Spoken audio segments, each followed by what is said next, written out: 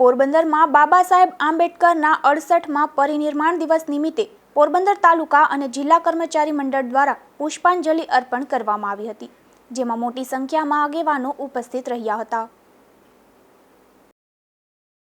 આજરોજ ડૉક્ટર બાબા સાહેબ આંબેડકરના 68મા પરિનિર્વાણ દિવસ નિમિત્તે શ્રી પોરબંદર તાલુકા, પોરબંદર જિલ્લા કર્મચારી મંડળ તેમજ અન્ય અમારા સમાજના જુદા જુદા આગેવાનો દ્વારા ડૉક્ટર બાબા સાહેબ આંબેડકરને પુષ્પાંજલિ અર્પણ કરી.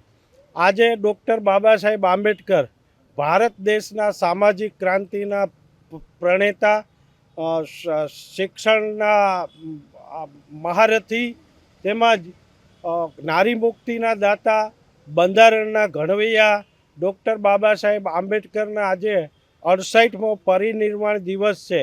જે છેવાડાના માનવીઓ હતા, જે કચડાયેલા, પીસાયેલા દલિત સમાજના લોકોનો આજે જે સોનાનો સૂરજ છે એ આથમી ગયો હતો.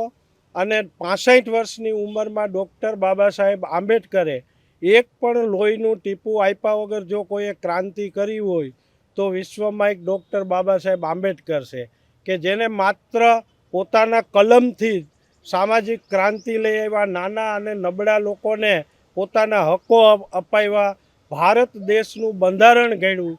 એના માટે આજે અમે સૌ અનુસૂચિત જાતિના લોકો, પોરબંદર તાલુકા વણકર સમાજ કર્મચારી મંડળો એ અમે બધા દિલથી ડૉક્ટર બાબા સાહેબ આંબેડકરને શ્રદ્ધાંજલિ પાઠવીએ છીએ.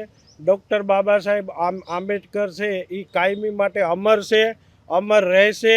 અને આવા દલિતોના જે મસીહા છે એને આ અમારો યુગો યુગ ક્યારેય અમે અમને ભૂલી શકશું નહીં.